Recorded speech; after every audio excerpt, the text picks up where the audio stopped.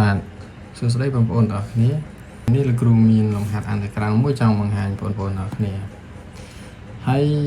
នៅក្នុងលំហាត់អន្តរក្រៅនេះគឺជាលំហាត់ដែលអាចគេដាក់ចេញនៅក្នុងការប្រឡងបាក់ឌុបនៅពេលខាងមុខនេះវាអាចចេញទាំងថ្នាក់សង្គមហើយនិងទាំងថ្នាក់វិទ្យាសាស្ត្រឥឡូវយើងដើម្បីកុំឲ្យខាតពេលយូរយើងមកនិយាយអំពីការដោះស្រាយលំហាត់ទម្រង់បែបនេះវិញម្ដងដើម្បីដោះស្រាយលំហាត់នេះលោកគ្រូប្រើរូបមន្តមួយបាទនេះគឺជារូបមន្តមួយដែលយើងសម្រាប់យកទៅប្រើប្រាស់នៅក្នុងការគណនាអន្តរក្រៅនៃលំហាត់របស់យើងនេះអញ្ចឹងនៅក្នុងរូបមន្តនេះវាមានលក្ខណៈពិសេសមួយគឺអន្តរក្រៅនៃអុយស្វ័យគុណ n គុណជាមួយនឹងអុយព្រីមមានន័យថាគោលនេះអុយអានេះក៏អុយដែរ dx ស្មើជាមួយនឹងអុយស្វ័យគុណ n បូក1លើ n បូក1បូកនឹង c បានន័យថាដើម្បីគណនាអន្តរក្រៅរបស់យើងនេះគឺយើងត្រូវបំលែងលំហាត់របស់យើងនេះឲ្យទៅជាទម្រង់បែបនេះដូចគ្នាឥឡូវយើងបំលែងយ៉ាងម៉េចយើងសង្កេតមើលកត្តារបស់វានៅក្នុងកត្តាទី1បាទនៅក្នុងកត្តាទី1នេះ x ការ៉េបូក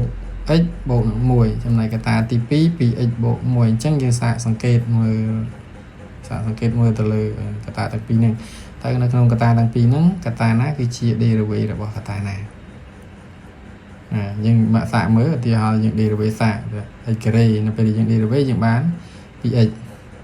derivative x ការ៉េយើងបាន 2x អញ្ចឹង x ការ៉េហ្នឹងយើងសាកលបង derivative វាយើងស្មើនឹង 2x ចំណែកតួកណ្ដាលនេះ dx បាទ dx វាស្មើជាមួយនឹង1ហើយចំណែក d1 បាទ d1 ស្មើនឹង0អញ្ចឹងមានន័យថា d ទាំង3តួនេះវាបាន 2x បូកជាមួយនឹង1អញ្ចឹងវាដូចគ្នានៅក្នុង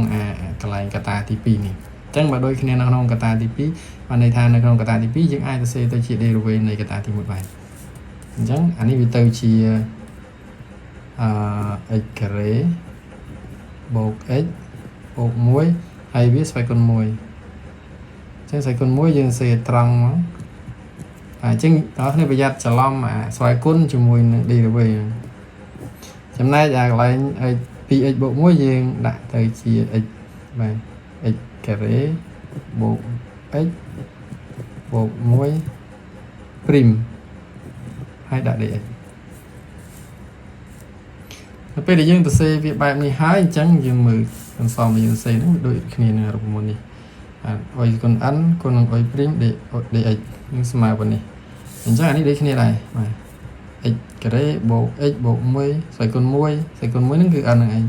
គុណនឹង x ការ៉េបូក x បូក1ព្រីម derivative អញ្ចឹងវាទៅជាបានបែបនេះវិញទៅជា x ការ៉េបូក x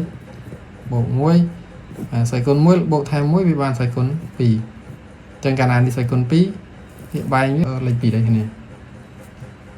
ហើយអន្តរក្រៅរបស់យើងជាអន្តរក្រៅកំណត់អញ្ចឹងយើងបំពាក់តម្លៃកំណត់របស់វាចាប់ពី1ទៅ2ហើយយើងចំនួនលេខចូលដើម្បីរកចម្លើយរបស់វាហើយយើងចូលលេខ2ចូលឡើងនេះបានយើងបាន4បូកនឹង2ហើយបូកនឹង1លើកជាការ៉េឆែកនឹង2សម្រាប់តម្លៃកំណត់ទី1ដកជាមួយនឹងជួសមួយដូចគ្នាអញ្ចឹងយើងបាន1បូកនឹង1